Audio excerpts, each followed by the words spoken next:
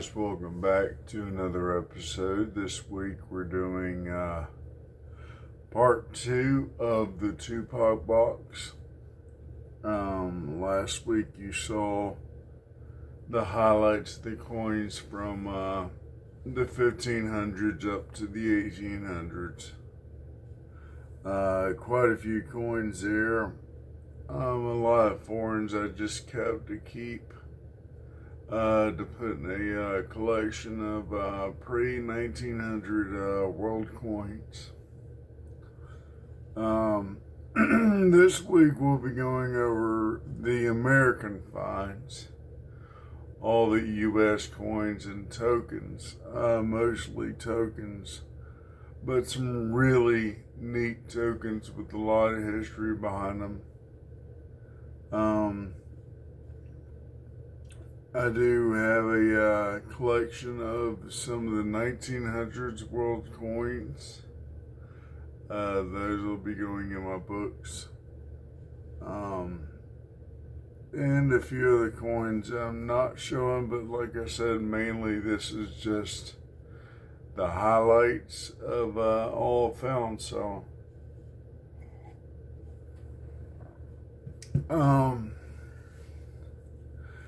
definitely some really neat stuff here, and we'll go through it here in a second. Let me change the camera view and we'll be back around in just a moment. So as you can see, quite a few coins for the highlights here. As you see in the back, these are the ones I'm going to save for last. So we will not see them until last. Some really good ones there.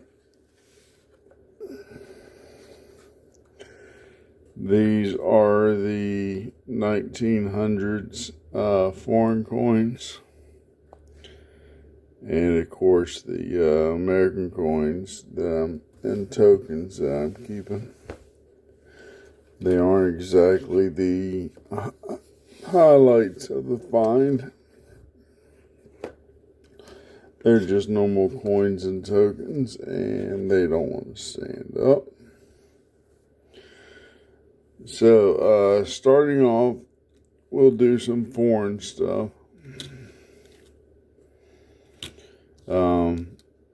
These y'all have seen before on some of my videos. I do collect the gaming tokens from Britain. These did come out in the 1800s. They're game counters, modeled after the spade guinea and the spade half guinea. That's King George III.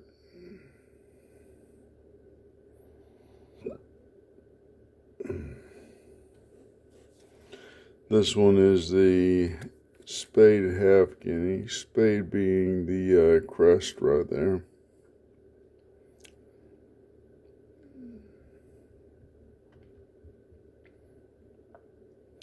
Basically, it's the early version of Monopoly money. This being the full spade, modeled to 1701, which you know, King George III was not even born in 1701.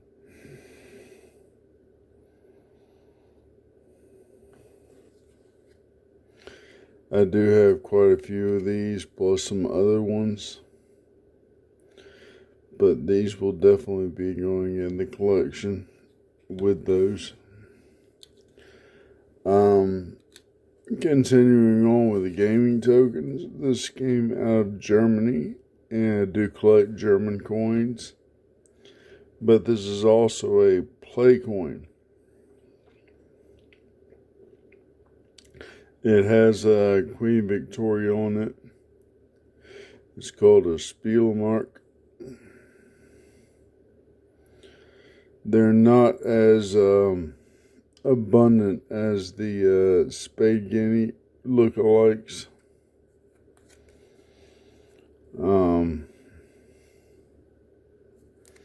It's upside down, I apologize.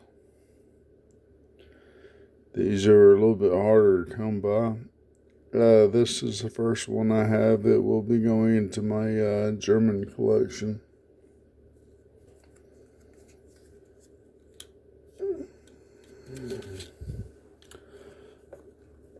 Sorry for the grunting and groaning. It's just my stroke thing has kind of gotten to me this morning.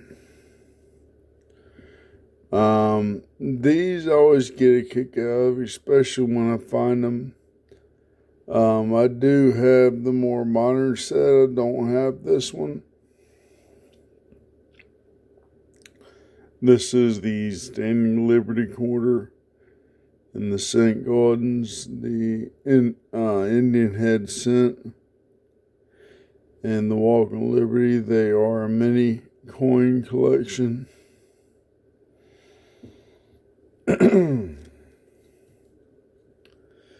I'll be putting this in with the other sets.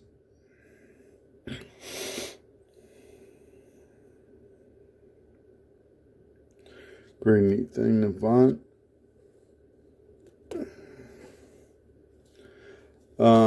Commercial tokens, literally business tokens are good for services or items, stuff like that.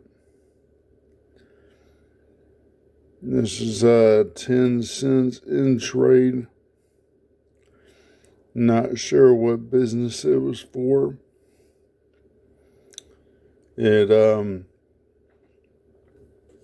I guess it was trading services or trading items, maybe a grocery token or something like that. This is something that came out during the Depression or could have been turn of the century.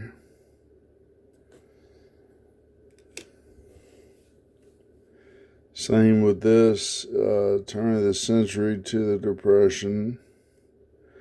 Put out by the United Canning Company. I guess it was a trade for, or not trade, but more of a, I can't think of the word, where a deposit for a can. Literally, back then, you would pay this to the canning company to buy a can of food, and you turn the can back in and get this.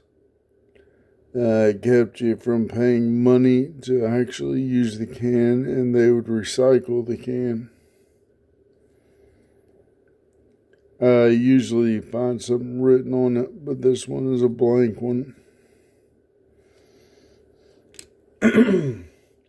And lastly, the business tokens. This is like 1880s through 1890s, possibly 1900s. This token was good in Detroit. Not good for money, but actually good for 5 cigars from the Brothers Cigar Company, the Brown Brothers.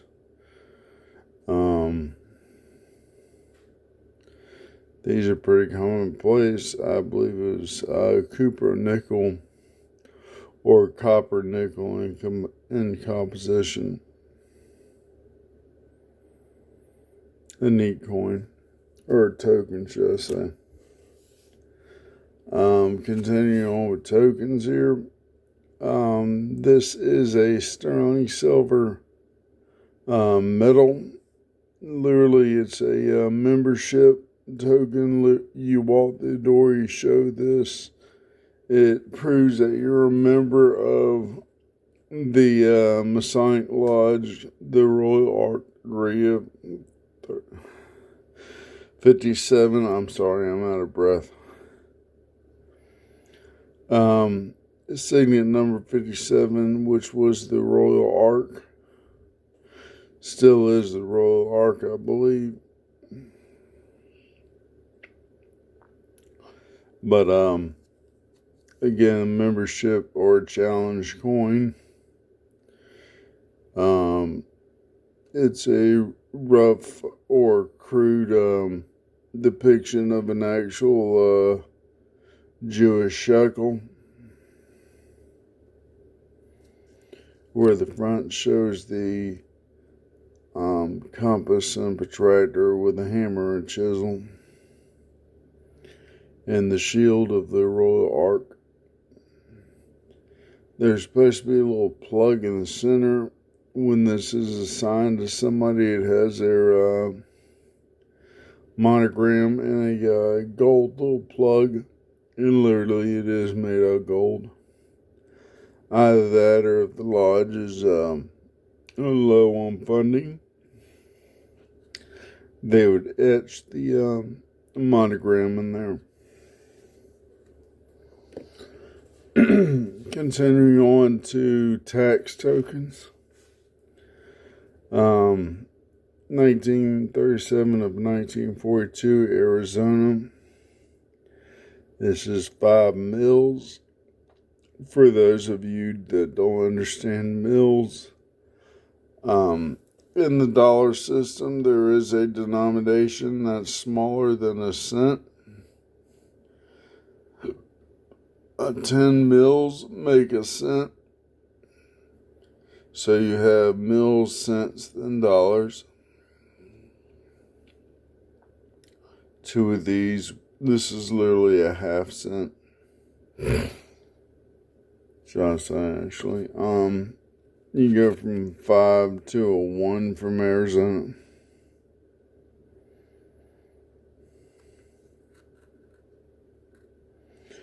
The Arizona State Shield. Again, another 1 mil from Arizona. Moving to Oklahoma. 1 mil aluminum tax for old age assistance. Literally, this help pay for taxes on your pensions.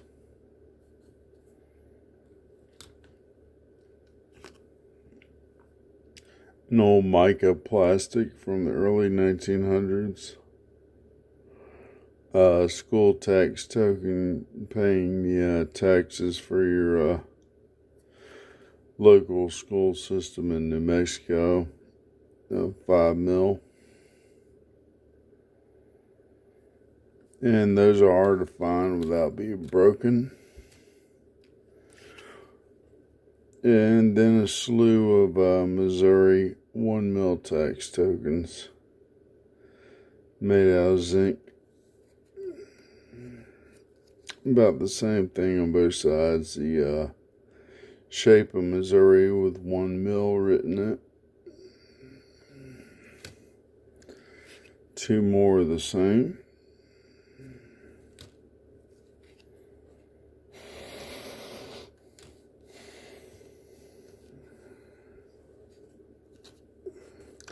And then lastly, the tokens, you have transit tokens.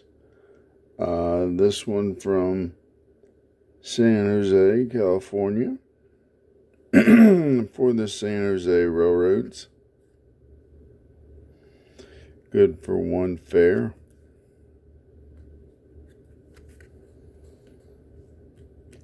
Then Los Angeles, California.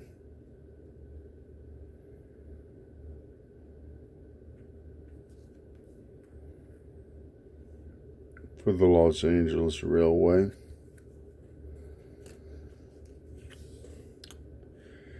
Then Texas, for the Northern Texas Tractor Company, Fort Worth. This is another city transit fare.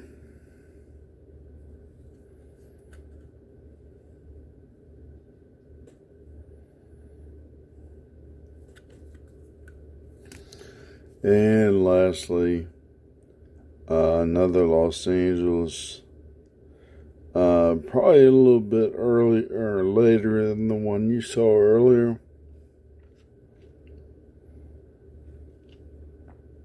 I would say this is 1940s, 1950s. Where the other one I think was possibly 1920s. Alright, so getting into the good stuff. We'll start with these. Everything in this stack is from saloons back in the 1880s, 1890s, 1900s, and 1910s. This I've been looking for a while. This is a saloon poker chip made out of brass. It's called the Radiant Eagle. As you see why.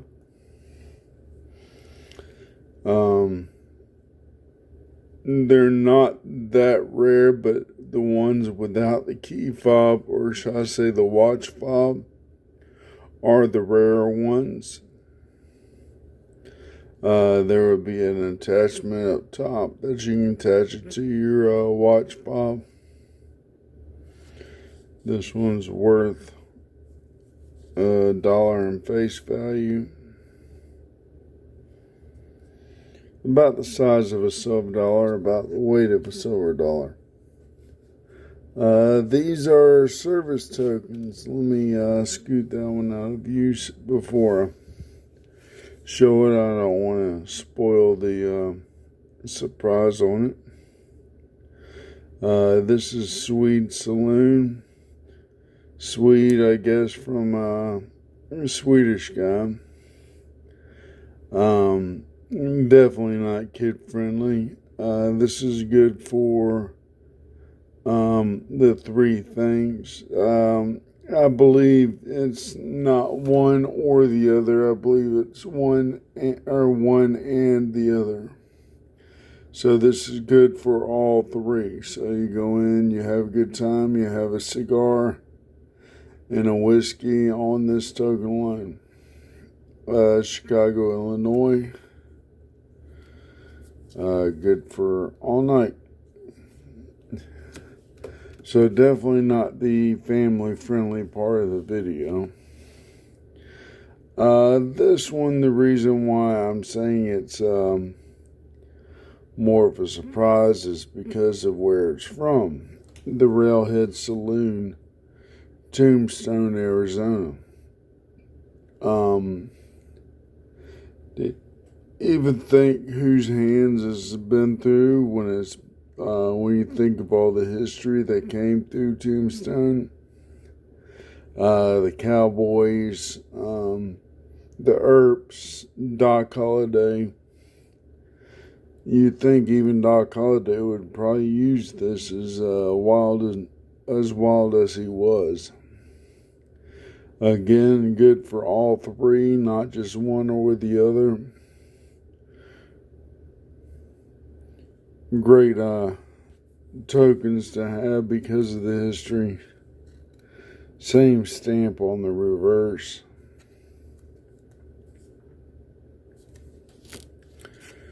Alright, next up. You do know that I collect Civil War tokens.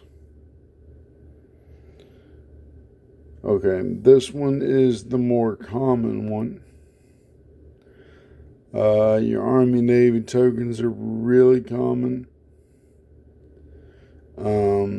This one comes with the Thomas Jefferson Federal Union slogan on the reverse. The Federal Union,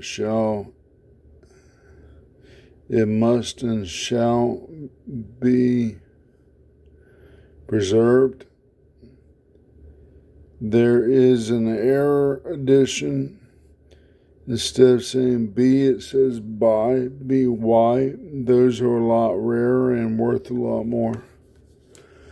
And then the rare one, a store card for a specific store. Those are a lot harder to find and can be worth a lot more, especially when the rarity is 8. For a rarity of 8, less than a dozen are known to exist.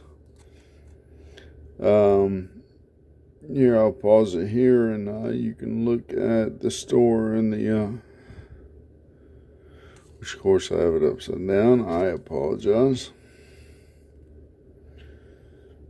This is good for paper hangings and fancy goods.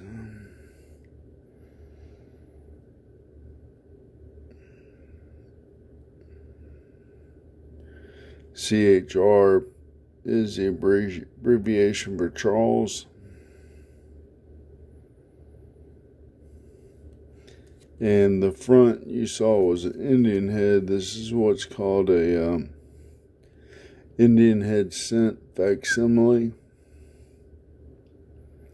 A lot of these were privately minted on Indian head scents. Usually 1862 to 1864 Indian scents. But the faces were changed. Alright, so the last, I will pull these out one at a time. This is a low mintage year, which of course all the San Francisco mint Buffaloes were low mintage. Normally the Denvers and the Philadelphias were in the tens of millions, where the San Franciscos were in the single digit millions.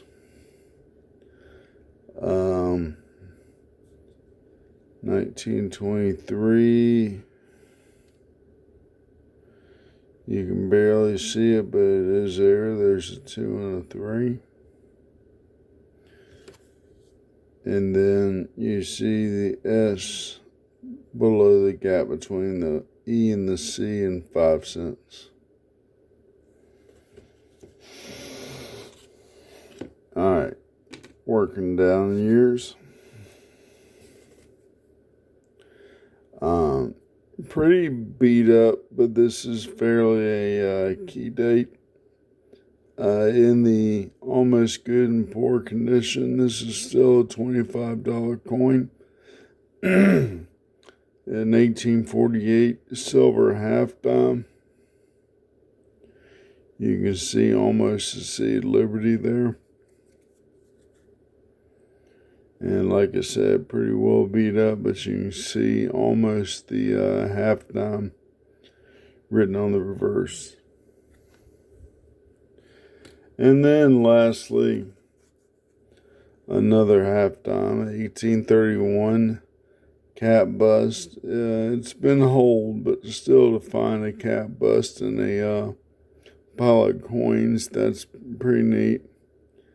Even in this state, I would say it's worth about $40.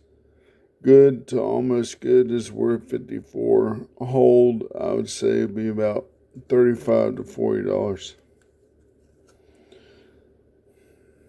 The eagle in the reverse. Pretty neat coin to find. So yeah, definitely this hunt was a very fun hunt. Great box of coins there. I'd say about 95% of them will be going out to my scouts on my merit badge classes.